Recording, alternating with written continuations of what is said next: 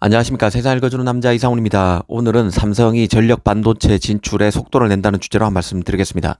일전에 그 화물 반도체에 대해 설명드린 적이 있습니다. 아시다시피 현재 쓰이는 반도체의 재료는 실리콘입니다. 실리콘 이전에는 게르마늄이었는데요. 이 게르마늄에서 실리콘으로 웨이퍼 소재가 대체된 이유는 실리콘이 구하기 쉽기 때문입니다.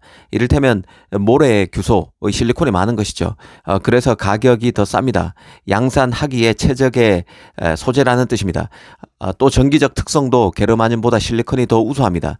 그래서 1세대 반도체가 게르마늄이라면 2세대 반도체는 바로 지금 쓰고 있는 실리콘을 의미하는 것입니다. 이 화물 반도체는 굳이 말하자면 3세대 반도체죠. 1, 2세대와 3세대의 가장 큰 차이는 이게 단일 원소인가 아니면 두 종류 이상의 원소가 섞여서 만들어진 것인가가 결정적 차이점입니다. 1세대인 게르마늄, 2세대 실리콘은 모두 단일 원소이지만 3세대 반도체인 실리콘 카바이드, 지라갈륨 등은 모두 화합물 반도체입니다. 두 가지 원소로 구성된 화합물이라는 뜻입니다. 이 장점은 인위적으로 섞어서 만들었기에 실리콘 등에 비해서 강효율과 전자의 이동도가 더 뛰어납니다. 전력 효율이 좋다는 뜻입니다. 갈수록 각종 IT 기기 성능 중 저전력에 대한 수요가 많아지고 있기 때문에 잘만 된다면 이 3세대 반도체에 대한 수요가 커질 수 있음을 알 수 있습니다. 그래서 일전에 삼성이 전력 반도체 TF를 꾸렸다는 소식도 전해드린 적이 있습니다. 이 과거에는 이 화물 반도체를 사용한 웨이퍼 가격이 너무 비쌌기 때문에 즉 경제성이 떨어져서 전기 효율이 좋다는 이 화물 반도체 소재의 장점이 있어도 외면받아 왔었는데요.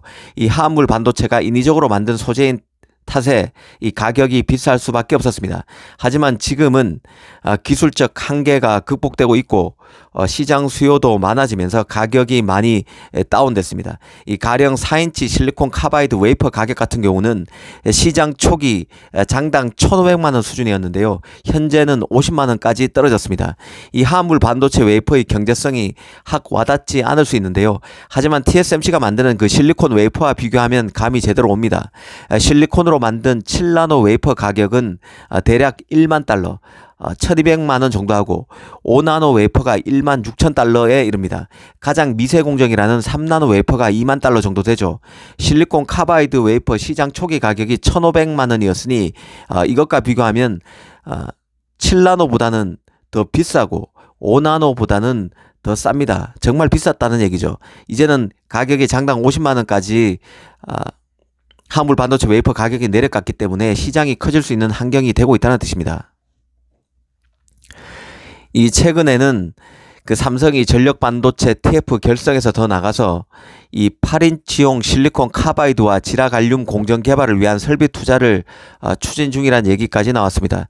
더 일렉의 보도 이후에 디지타임스 등 외신에서 받고 있습니다. 최대 삼성이 2천억 투자에 나섰다는 것인데요. 단순 개발을 넘어서 시제품 양산까지 가능한 수준으로 어깨는 보고 있습니다. 현재 실리콘 카바이드 웨이퍼는 이 8인치가 아니라 6인치가 주류입니다. 이 8인치는 본격적인 상용화를 앞두고 있는 상태인데요. 그런데도 삼성이 6인치가 아니라 8인치 공정 장비 도입에 나서는 것은 실제 실리콘 카바이드 시장에 진입 가능한 시기를 고려해서 8인치로 직행하는 전략을 채택한 게 아니냐는 말이 나오고 있습니다. 여기서 잠깐 웨이퍼를 짚고 넘어가겠습니다. 기본적으로 웨이퍼는 두께가 얇을수록 또 지름이 클수록 그러니까 크기가 커질수록 제조 원가가 저렴해집니다. 이제 실리콘 카바이드 등 화합물 반도체의 경우는 아직 시장 규모나 기술 수준이 웨이퍼의 대형화가 가능하지 않기에 아직도 6인치, 8인치를 쓰고 있다고 이해하시면 될 것 같습니다. 웨이퍼 지름의 크기는 이 4인치부터 시작해서 6인치, 8인치, 12인치까지 커왔는데요. 이 밀리미터로 단위를 바꾸면 4인치가 100mm, 6인치가 150, 8인치가 200, 12인치가 300mm씩입니다. 실리콘 웨이퍼의 경우는 12인치인 300mm가 대세죠. 전장칩 등 구형칩 같은 경우는 8인치인 200mm 웨이퍼를 쓰고 있습니다. 이 실리콘 웨이퍼에서 이 8인치인 200mm 웨이퍼가 도입된 때가 지난 1990년입니다. 삼성이 16메가 D램 개발과 함께 8인치 웨이퍼를 업계 최초로 도입했었는데요. 그때부터 11년 뒤인 2001년 300mm로 웨이퍼가 커졌습니다. 그리고 나서 지금까지 계속 300mm가 사용되고 있는 상황이죠. 지난 2013년 무렵에 450mm로 웨이퍼를 더 키우기 위한 논의와 연구가 활발했었는데요. 아직까지 전혀 진척은 없는 상황입니다. 그 이유는 200mm에서 300mm로 웨이퍼가 넘어올 때는 미세공정 돌파와 그 웨이퍼 직경 크기 확대에 따른 물량 증가라는 두 가지 장점이 확실했었습니다. 하지만 300mm에서 450mm는 칩의 물량만 더 만들 수 있는데 그칩니다. 장점이 별로 없다는 뜻이죠. 이 300mm 웨이퍼만 돼도 극자외선이라는 빛의 강원 변화 그리고 트랜지스터 구조 변경을 통해서 미세 공장을 돌파할 수 있게 됐습니다. 웨이퍼가 커지면 크기가 커지면 칩의 생산을 더 할 수 있다는 장점도 투자 비용을 생각하면 이게 진짜로 웨이퍼 크기를 키우는 게 남는 장사인가 하는 근원적 질문을 하게 되는 상황인 점도 웨이퍼 450mm 웨이퍼 전환을 어렵게 만드는 요인입니다. 투자를 하는 것은 생산성을 높이기 위한 것이죠. 즉 450mm 웨이퍼를 사용하기 위해서는 이 반도체 장비 회사들 파운드리, 메모리와 같은 제조회사들 그리고 소재 업체 등이 다 같이 공감대가 형성돼야 가능합니다. 같이 투자를 해야 가능하기 때문입니다.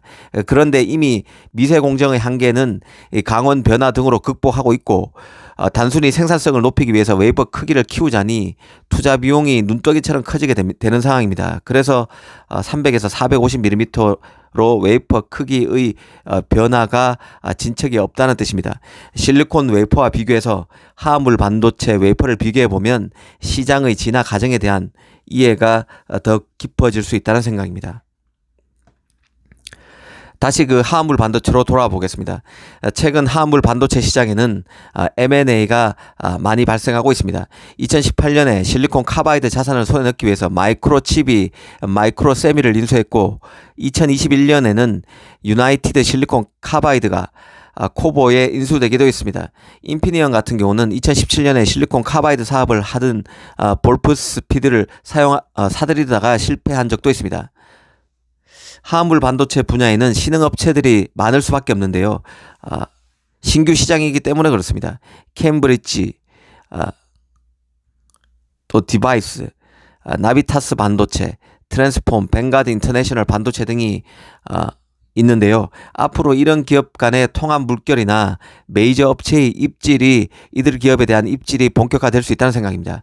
이 TF를 만들고 설비 투자에도 나서는 것으로 알려진 삼성도 아마 이 분야에서 M&A에 나설 수 있다는 생각도 듭니다. 사실 화합물 반도체 시장은 중국도 공을 들여왔던 시장입니다. 칩 산업에서 후발주자이기 때문에 이 3세대 반도체, 화합물 반도체로 앞서 나가야 한다는 얘기가 있었습니다. 미국이 규소가 들어간 그 실리콘 반도체 분야에서 동맹을 규합하면서 중국을 배제시키고 있기 때문에 중국이 더 이 3세대 반도체에 집착하고 있는 것도 사실입니다. 하지만 그 화합물 반도체가 아무리 뛰어난 전기 효율, 강 효율이 있더라도 소재 특성 자체가 메모리 등 IC에는 적용할 수 없습니다.